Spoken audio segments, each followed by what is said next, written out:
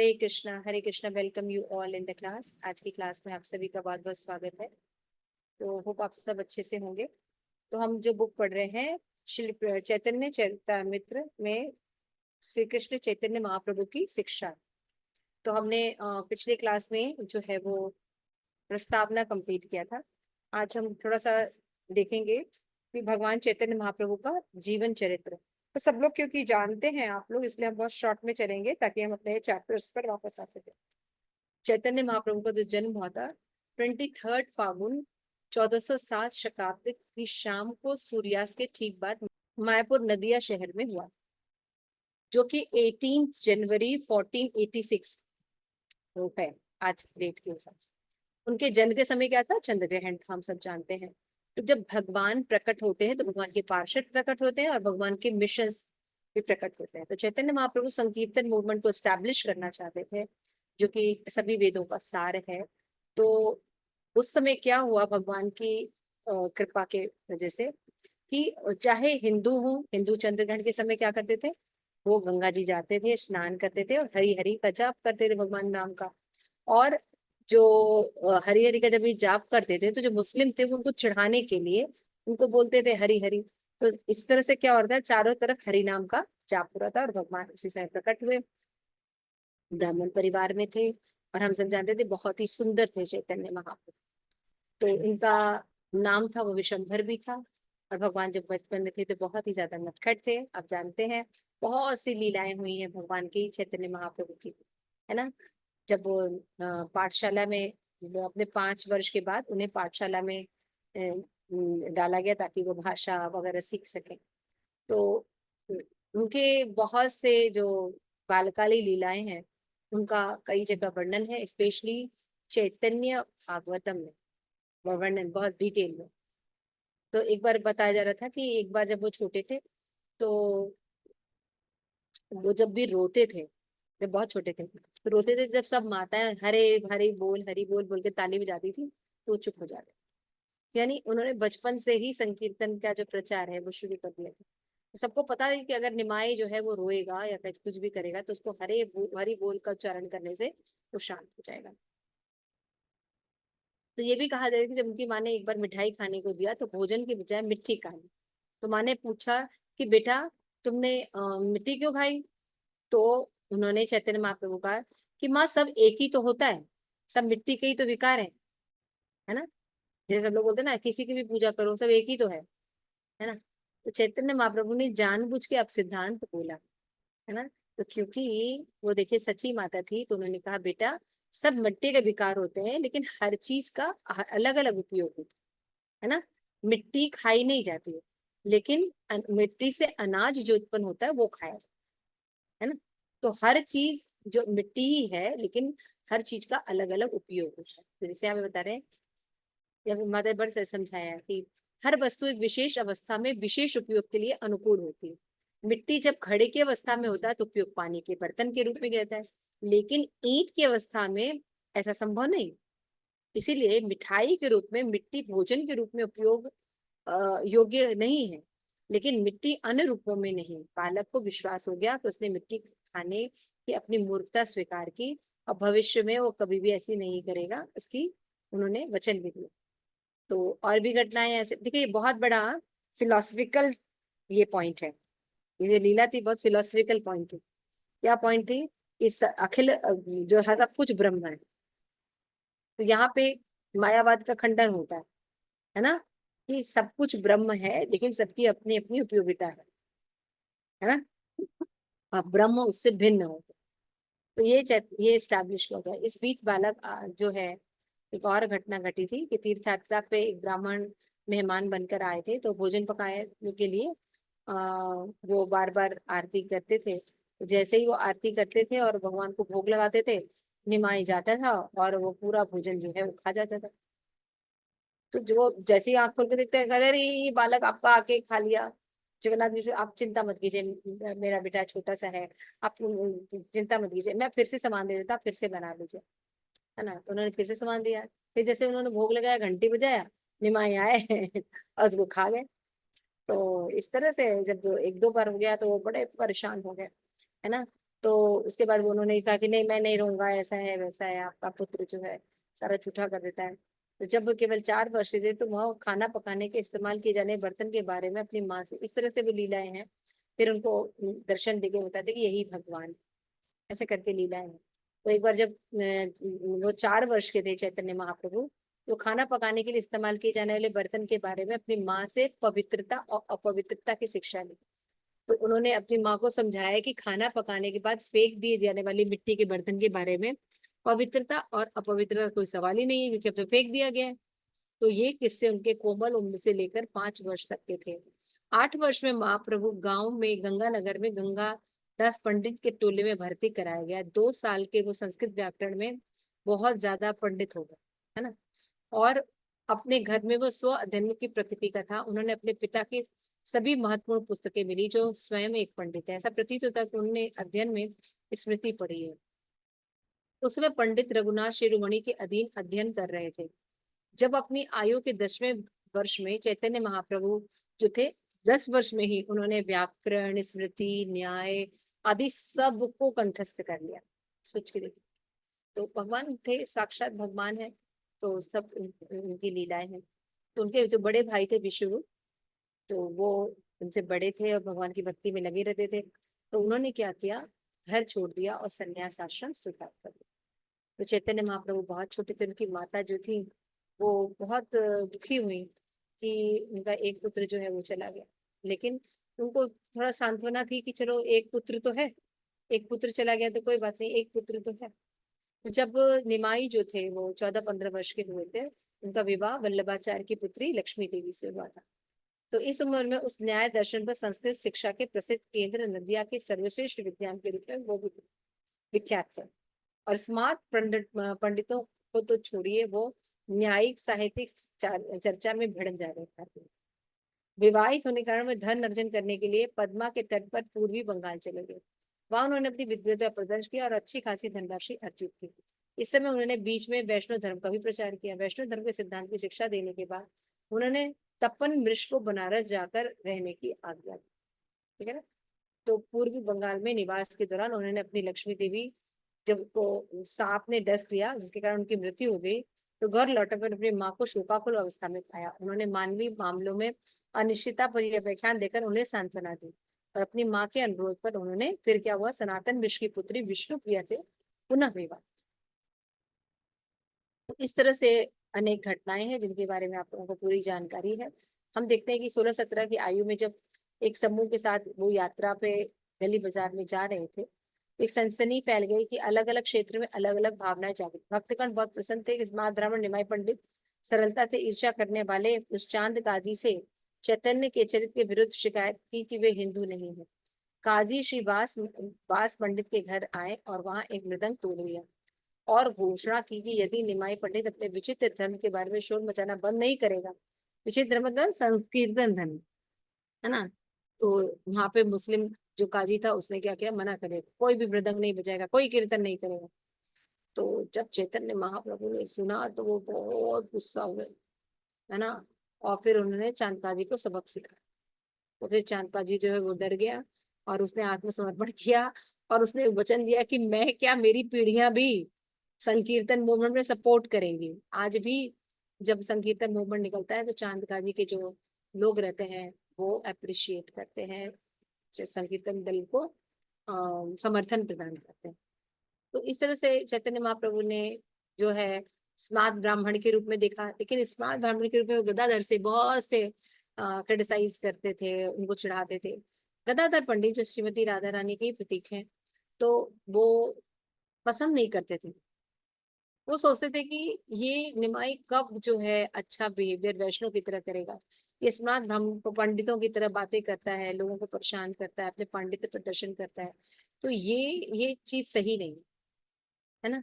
तो उसके बाद उन्होंने दीक्षा ग्रहण की। चैतन्य महाप्रभु ने जब दीक्षा ग्रहण की, उनके गुरु ने क्या कहा कि तुम तो 1 नंबर के मूर्ख हो, तुम ये जो पढ़ाई लिखाई कर रहे हो ना सब छोड़ दो और क्या करो, हरे कृष्ण महामंत्र का कीर्तन करो, क्योंकि तुम्हें कुछ भी नहीं पता है ना। तो उस दिन से उन्होंने क्या किया, ये हरि नाम जो है वो लेने लगे। तो इस तरीके से जब वो नाम लेने लगे तो बहुत ही स्वभाव उनका बदल गया, एकदम वैष्णव गुण सारे प्रकट हुए। तो जो गदाधर पंडित थे वो बड़े प्रसन्न रहते थे। उसके बाद उन्होंने संन्यास लिया। उनकी माता बहुत विफल थी, क्योंकि अब उनके पिता का भी देहांत हो गया था, और एक विष्णु प्रिया उनके पास थी, उनकी जो पत्नी थी। तो चैतन्य महाप्रभु को उन्होंने ये निर्देश दिया था कि आप वृंदावन न जाकर जगन्नाथपुरी में रहें, ताकि वहां से उनको समाचार मिलता रहे, है ना, उनके आसपास का समाचार मिलता रहे कि कैसे क्या है। तो वो बोलते हैं कि माँ, ये शरीर आपका है, मुझे आपकी आज्ञा पालन करनी चाहिए, मैं वृंदावन में नहीं रहूंगा, मैं आपकी आज्ञा से जगन्नाथपुरी में रहूंगा। इस तरह चैतन्य महाप्रभु थे, वो जगन्नाथपुरी चले गए, और वहां पर उन्होंने पूरे भारत का भ्रमण किया, कृष्ण भावनामृत का प्रचार किया, है ना। और उन्होंने कई शिष्य शिष्य बनाए, और उनके माध्यम से कृष्ण भावनामृत को पुनः स्टैब्लिश किया, है ना। तो पुनः कृष्ण भावनामृत को स्टैब्लिश करने के लिए उन्होंने रूप गोस्वामी जो उनके लीडर थे, उनको उन्होंने कहा कि आप मंदिर की स्थापना कीजिए, पुनः साहित्यों का संरचना कीजिए, प्रचार कीजिए, और लोगों को कृष्ण भावना भावित बनाइए, और अपने भी कृष्ण भावना भावित रहिए। ठीक है। इस तरह से ये सारे कार्य उनको दिए, और उनको शिक्षाएं भी दी अलग अलग। और फिर अपने जीवन में आपने अब देखा है कि फिर वो बनारस भी गए, प्रकाशानंद सरस्वती आदि को पराजित किया, है ना, सबको वैष्णव शिक्षा दी, और बताया कि युग नाम जो है वो हरि नाम है। और बहुत से ऐसी घटनाएं हुई। रंग क्षेत्र में वर्षा ऋतु में वो 4 महीने वेंकट भट्टे के रूप में रहे, वहां गोपाल, उनके जो पुत्र गोपाल थे, यही आगे चल के गोपाल भट्ट गोस्वामी बने, है ना। तो वो उनके पास रहे, जब वो 4 महीने रहे तो बहुत उनसे प्रेम हो गया, और अंत में वो उनके पास आए, उनको उन्होंने दीक्षा दी, और गोपाल भट्ट गोस्वामी के नाम से उनको।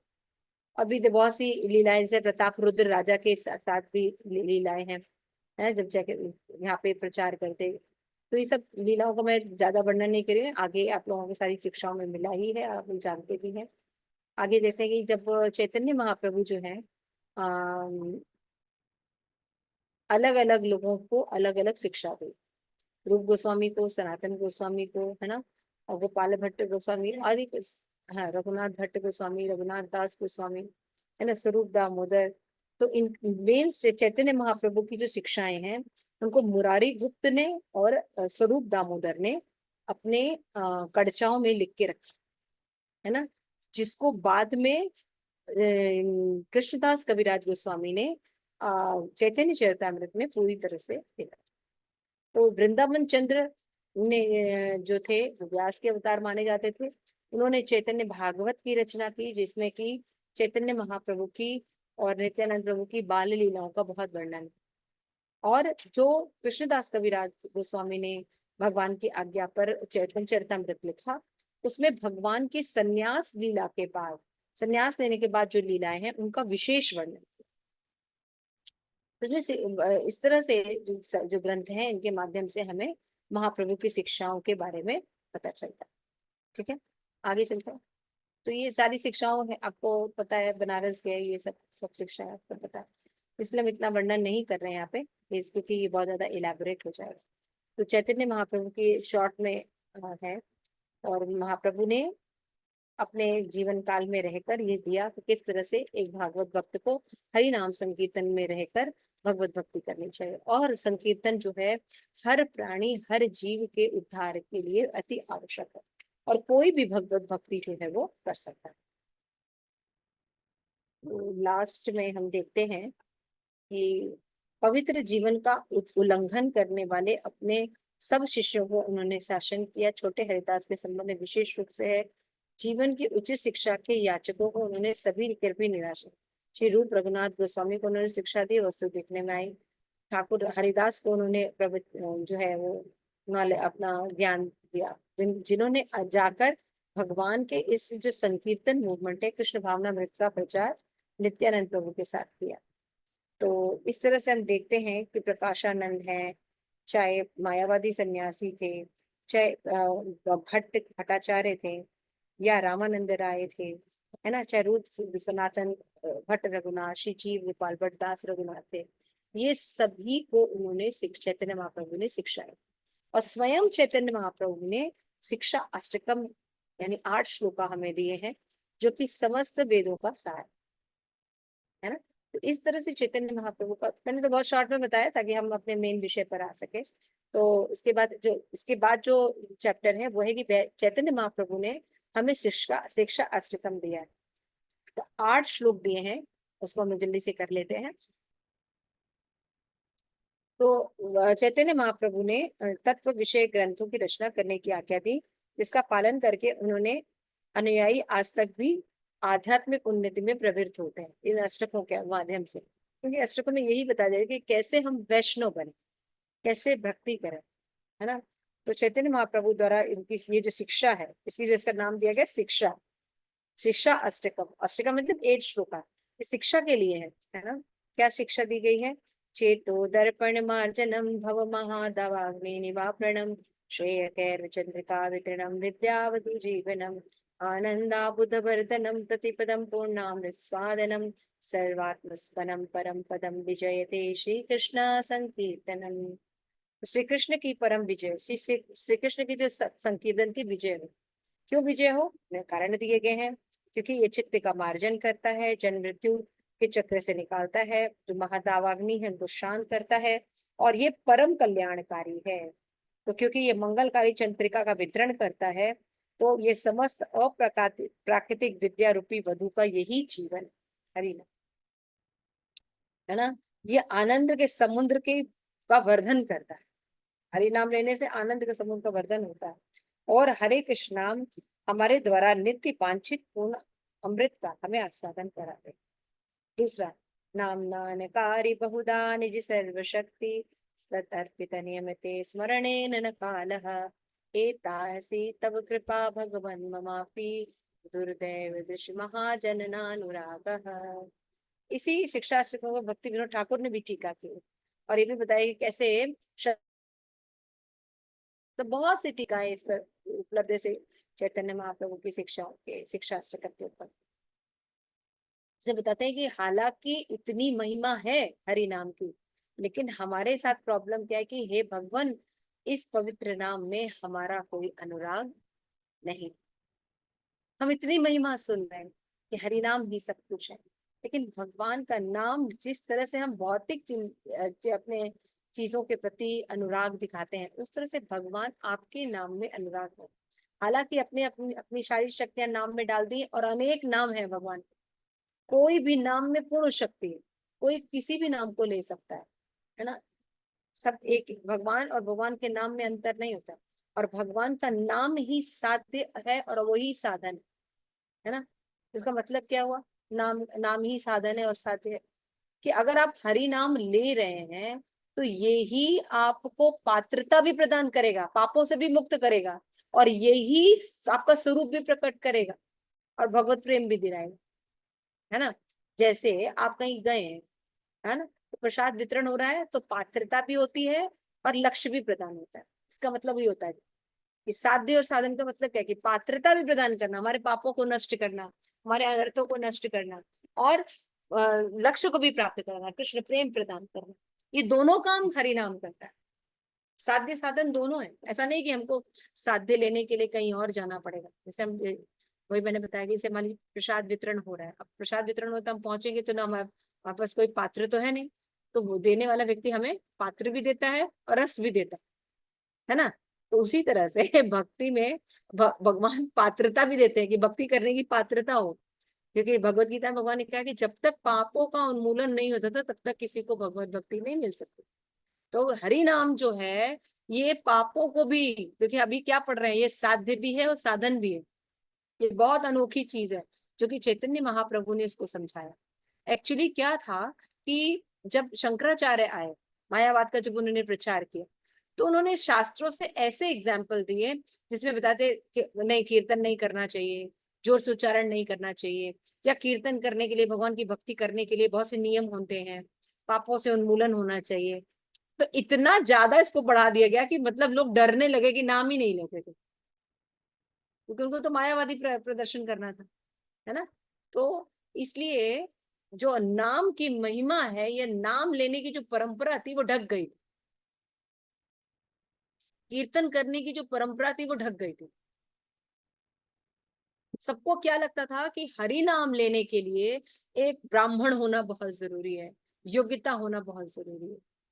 जबकि यहाँ पे कहा जा रहा है, क्योंकि उनको मायावाद का प्रचार करना था, ज्ञान मार्ग में ऐसा होता है, ज्ञानी बनने के लिए पात्रता होनी चाहिए, तब आप ज्ञानी बनेंगे। लेकिन भक्ति में ऐसा नहीं है। भक्ति ज्ञान भी देगी और पात्रता भी प्रदान करेगी, क्योंकि भक्ति साध्य और साधन दोनों। तो ये दोनों, ये सारी बातें चैतन्य महाप्रभु ने आके पुनः उजागर की शास्त्रों से, क्योंकि लुप्त प्राय हो गई थी। तो चैतन्य महाप्रभु जब कीर्तन आंदोलन को, संकीर्तन आंदोलन को एस्टैब्लिश करे थे, हरे कृष्ण संकीर्तन आंदोलन को एस्टैब्लिश करे थे, बहुत क्रिटिसाइज हुआ कि हमें तो चुप एक स्थान पे बैठ के पवित्र स्थान में, पवित्र स्थिति में भगवान का ऐसे करना चाहिए, और पवित्र चीजों पे कभी भी कहीं भी ऐसे चिल्ला चिल्ला के सड़कों पर, ऐसा थोड़ी होता है। संकीर्तन मूवमेंट ऐसे जोर से थोड़ी बोला जाता है, धीरे धीरे बोला जाता है ताकि हम ही सुने, हम ही करें। लेकिन चैतन्य महाप्रभु ने सब संकीर्तन आंदोलन किया कि जब जोर से कीर्तन करते, मृदंग बजा के कीर्तन करते, अपना ही नहीं अन्य जीवों का भी उद्धार हो सके। ठीक है। तो उपांशु जप होता है ना, और एक होता है बुदबुदा के जप करना, है ना, और एक होता है मध्यम स्वर में जप करना। जोर से चिल्ला के भी जप भी ठीक है, मानसिक जप भी ठीक है, और बुदबुदा के भी जप किया जा सकता है, लेकिन उच्च स्वर में कीर्तन को चैतन्य महाप्रभु ने रिकमेंड किया, क्योंकि केवल अपना उद्धार मत कीजिए, कर परोपकार भी कीजिए। जितने कई जीव हैं जो नाम नहीं ले सकते, लेकिन जब आप हरे कृष्णा कृष्ण कृष्ण हरे हरे, हरे राम राम राम हरे का उच्चारण करते हैं, तो आसपास सभी जीव, कितने छोटे छोटे जीव हैं, उनका भी उद्धार हो जाए। क्लियर हो गया? तो भगवान आपके नाम अनेक है ना, लेकिन सेकंड में बोल रहे हैं मेरा अनुराग नहीं, नामना अनकार्य बहुधा अनिधि सर्वश, है ना, मेरा अनुराग है, तो कृपया मुझे अनुराग दीजिए। तो बोलते भाई अनुराग कैसे मिलेगा? तृणादपि सुनीचे न तरोरिव सहिष्णुना अमान्येन मान देना कीर्तनीय सदा हरि। ये चार चीजें करने पर हम सदा कीर्तन कर सकते हैं। कि हमें अपने आप को घास के तिनके से भी नीचे मानना। तो हमारे आचार्य कहते हैं कि घास के तिनके से नीचे हम अपने आप को कैसे माने? मतलब कुछ तो हिंट दीजिए। आचार्य बोलते देखो, घास जो है वो अपनी प्राकृतिक अवस्था में रहता है ना, वो जड़ है और अपने आप को जड़ समझता है।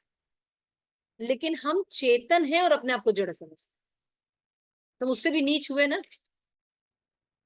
हम जो है वो ही नहीं जान समझते, हम है चेतन, कॉन्शियस है ना, सच्चिदानंद है, लेकिन हम अपने आप को जड़ मानते। लेकिन घास का तिनका जड़ है, और वो मानता भी कि वो जड़ है, तो श्रेष्ठ हुआ ना हमसे। कितनी सुंदर बात। और भी ऐसे कई बातें हैं। तो हमें ये समझना चाहिए कि हमारी पोजीशन बहुत बेकार है। हम चाहे कितना भी पढ़ाई लिखाई कर लें, कितना भी धन अर्जित कर लें, अच्छे अच्छे पोस्ट पर रहें, लेकिन एक्चुअल में हम तृण से भी गिरे हुए हैं। ये पोजीशन है, तो अपने आपको उसी पोजीशन में रखना चाहिए। तृणादपि सुनी, और सुनी चेना तरोरिव, नीच है। कैसे है? सुनीच, सु लगा हुआ है, मतलब बहुत नीच है। है ना, तृण से भी ज्यादा नीच है। और हमें कैसा होना चाहिए? तरोरिव सहिष्णु। वृक्ष भी हमसे ज्यादा सहिष्णु है, हम तो उतना भी टॉलरेंस नहीं है हमारे अंदर, है ना। तो अपने आप को निम्न समझना है और अपने आप को सहिष्णु समझना, टॉलरेंस होना चाहिए। और बताते हैं, अपने लिए मान का एक्सपेक्टेशन ना करके सदैव दूसरों को मान दो। ये चार टेंडेंसी होने पर ही हम कीर्तनीय सदाहरि करते हैं। और इस भक्ति विनोद ठाकुर कहते हैं कि जब हम एक थर्ड लेवल पर आ जाते हैं, तो हम निष्ठा भक्ति यानी अच्छी भक्ति करने लगते हैं। यहाँ से हम प्रोग्रेस अच्छी कर सकते हैं, क्योंकि यहाँ पे जीव का अनर्थ निवृत्ति हो जाएगा, तभी ये चीजें प्रकट हो। ये चार चीजें करना इतना आसान नहीं। आसान है क्या मल्लिकेश्वरी? कोई बोल के तो देखे हमें। नो माता जी। है। नो एक माता। शब्द कोई बोलता नहीं, 7 जन्म का बदला आंसू निकलने लगता है ना। तो कहाँ ये सब भाव धीरे धीरे डेवलप करना है ना। ये आत्मा का स्वभाव है, इसीलिए वो कीर्तनीय सदा है। तो बोलते भाई तो फिर अच्छा, तुमको इतना कुछ कर रहे हो तो कुछ चाहिए हुई है, तो इतना तुम भजन करना चाहते हो, अच्छा। तो बोलते हैं, न धनम न जनम न सुंदरी, कविताम वा जगदीश काम, मम जन्मनि जन्मनीश्वरी, भक्ता भक्ति अहेतु बीजो। भाई संसार की ये चीजें मुझे नहीं चाहिए, आपकी अहेतु की भक्ति चाहिए, है ना। तो ये प्रार्थना हमें भगवान से करनी चाहिए। शिक्षा दे रहे हैं चेतन, हमें भगवान से धनम जन्म सुंदरी मांगने नहीं जाना चाहिए। कविता व जगदीश, हमें बोला चाहिए आप, मैं जन्मनी जन्मनी भक्ता भक्ति अहेतु की तो, आपकी अहेतु की भक्ति हमें जन्म जन्म में प्राप्त है। क्योंकि अगर ये मिल गई ना तो जन्मों का चक्कर ही खत्म हो जाएगा। तो फिर बोलते हैं कि देखो, आई नंद तनुज सिंह किंकरम पतितम माश्मी भव, कृपया तब पाद पंकज सिद्धूली सब सुनते। कि भगवान, मैं अपनी पोजीशन समझ गया हूँ, मैं सोचता हूँ कि मेरे अंदर मैं बहुत कुछ कर सकता हूँ, एक्चुअली मैं कुछ नहीं कर सकता हूँ, ऊपर से मैं भवसागर में गिर पड़ा, और वहां से मैं अपने प्रयासों से तो नहीं निकल सकता। तो आप मेरा उद्धार करेंगे तो मेरा उद्धार हो जाएगा। तो आप नहीं, नंद नंद के पुत्र हैं, हे नंद नंद, मैं आपका शाश्वत सेवक हूं, लेकिन मैं पता नहीं कहाँ आपको छोड़कर इस माया नगरी में आ गया, तो कृपया मुझे इसमें बाहर निकल। फिर बोलते हैं, ऐसा करते करते जीव जो है करुण रूप से पुकार करता है, कैसे, अनयनम गलश्रुधारया वदनम गदगद अवरुद्ध्या गिरा पुलके निशितम भक्तिपदा तब नाम ग्रहणे भविष्य। हे प्रभु, आपका नाम कीर्तन करते हुए कब मेरे नेत्र अविरल आंसुओं से धारा से विशुद्ध, कब नाम उच्चारण करने से मेरा कंठ अवरुद्ध हो जाएगा और मेरा शरीर में रोमांच की फीलिंग है। हमें भगवान से देखिए अभी अनुराग नहीं है ना। भौतिक चीजों से हमें अनुराग हो, तो उनके प्रति जब कोई चीज, हमारी कोई बहुत फेवरेट चीज है तो हमें रोमांच होता है, लेकिन भगवान में अभी अनुराग नहीं। तो हमें भगवान से प्रार्थना करनी चाहिए कि यहाँ हमें अनुराग बनाना है, हम आपके हैं, और आपसे प्रभु मुझे अनुराग बना, है ना। आप, और कैसा अनुराग बनाना है, युगायतम निमेषेण चक्षुषा तम शून्यायतम जगत सर्वम गोविंद विराय। आपसे एक क्षण का अगर वियोग हो तो युग के समान रखना चाहिए। ये प्रेम के लक्षण है। आप जिससे प्रेम करते हो, देखो आप थोड़ी देर के लिए वियोग हो, बहुत देर हो गई, बहुत देर हो गई, है ना। और उसके बिना जगत शून्य शून्य लगना चाहिए, है ना। तो हमारा भगवान के बिना तो नहीं, धन के बिना शून्य इतम जगत सर्वम गोविंद, धनम भी विरहेण में। ये लगता है ना। और बहुत सी चीजें जिसके बिना हमें जीवन शून्य लगता है ना। लेकिन हमें गोविंद के बिना जीवन शून्य नहीं लगता। तो हमारा प्रेम धन हो, हमारे प्राण प्रिय हो, हमारे प्राणनाथ हो। इसलिए कुछ शिक्षा शिक्षा में बताया गया कि जब हम भगवान को प्राणों से भी ज्यादा प्रेम करेंगे तो ये फीलिंग आती है ना। जैसे गोपियों का भाव रहता है, और इससे भी ज्यादा उत्कृष्ट भाव रहता है अंतिम श्लोक, आशीलस्य। खाली युग की तरह आपका नहीं लगता है, बल्कि आप आशीलस्य वा पादरताम पिनश्च माम अदर्शनाम मर्महताम करोतु वा यथा तथा वा विधिधातु लंपटो मत्प्राणनास्तु सा। ये प्रकृष्ट रूप से प्रेम की अवस्था होती है, जिसमें जीव किसी से अगर प्रेम करता है तो रोक ही नहीं पाता अपने आप। इतना वेग होता है, जानता है, सुनता है, और क्या करने करने कह रहे हैं, आप मुझे अपना दर्शन दीजिए, क्या मेरे सामने किसी और का आलिंगन कर लीजिए, मुझे रिजेक्ट कर दीजिए, मेरे साथ बहुत बुरा व्यवहार कीजिए, लेकिन मैंने तो अब आपको प्राणनाथ मान लिया है और सदैव आप मेरे प्राणनाथ रहे, है ना। तो जन्म मृत्यु का चक्र में हमें चाहे दुख मिले सुख मिले, किसी भी अवस्था में हम रहे तो हमारे बोलते ना भक्ति विनोद ठाकुर, मारी बो राखी बो जो इच्छाए तो नित्य दास प्रति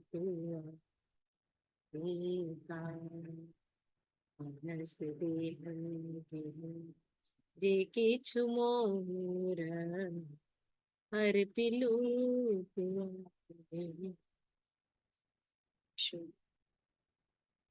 है ना। तो यहाँ पे बोलते हैं कि एकमात्र श्री कृष्ण क्षत्रिय अब मेरा कोई प्राण नहीं है, वो ही मेरे लिए यथा अनुरूप बने ही रहेंगे, चाहे वो गाढ़ आलिंगन दे, दर्शन दे न दे, मुझे मर्माहत कर लें, मेरे सामने किसी और का आलिंगन कर लें, लेकिन आप जो लंपट है ना कृष्ण, आप कुछ भी करें, आप स्वतंत्र हैं। क्या बोलेंगे गोपियां?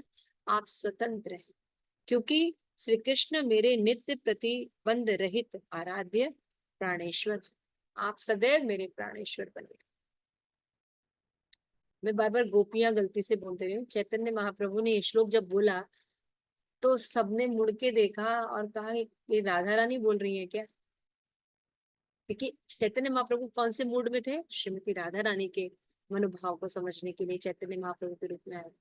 तो इस तरह जब वो उनके भावों को आलिंगन कर रहे थे तो वो इस तरह से वो बोल रहे थे, तो बोलते हुए ऐसा लग रहा था कि श्रीमती राधा रानी ही बोल रही है ना।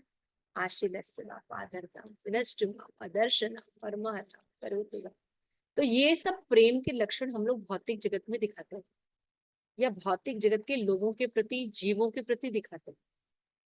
जैसे जैसे हमारी निकृष्टता बढ़ती है वैसे वैसे हो जाती है ना। सत्वगुण में रहते तो देवी देवताओं के प्रति रहती है, रजोगुण में रहते हैं तो भूत प्रेतों के प्रति, इंसान लोगों के प्रति हो जाती है। और जब हम तमोगुण में चले जाते हैं तो हम छिपकली जानवर, कुत्ते बिल्ली, इनके प्रति ये आशीलस्य व पादरता दिखाते हैं। तो पात्र सही होना चाहिए, तब रिजल्ट सही मिले। हम ये भौतिक जीवों के प्रति जब ये अपना आकर्षण, ये सारे श्लोकास दिखाते हैं, शिक्षा दिखाते हैं, तो हमें रिजल्ट नहीं मिले। जब ये शिक्षा, ये बातें हम भगवान के साथ रखते हैं, भगवान के ऊपर लागू करते हैं, तब जाके ये शिक्षा सही है, क्योंकि हम सही व्यक्ति के लिए शिक्षा के लिए प्रार्थना कर रहे हैं, उनसे प्रेम कर। क्लियर है ना? तब हमें रिजल्ट मिलना शुरू। तो बाकी जीवों से करने वाला चीज काम है, भगवान से करने पर ये प्रेम है ना। तो ये है शिक्षा अष्टकम, चैतन्य महाप्रभु का ये है। और उसके बाद भूमिका है, भूमिका भी हम पढ़ना चाहेंगे, क्योंकि भूमिका पढ़ने से क्या होगा कि एक तरह से बहुत बड़ी भूमिका है ना। भूमिका के बाद श्री रूप गोस्वामी की शिक्षाओं का प्रारंभ। तो भूमिका हम एक बार पढ़ लेंगे, क्योंकि भूमिका पढ़ने से क्या होगा कि एक ओवरव्यू हमें मिल जाएगा। तो अगली बार से हम भूमिका कवर अप करेंगे। तो आज हम चैतन्य महाप्रभु के थोड़ा सा शॉर्ट में चरित्र और उनकी शिक्षाओं को लेके चले। अब चैतन्य महाप्रभु जिसको जिसको शिक्षा दिए हैं उनके बारे में सुने। श्री प्रभुपाद की जय, चैतन्य महाप्रभु की जय। जय गौर प्रेमानंद हरि।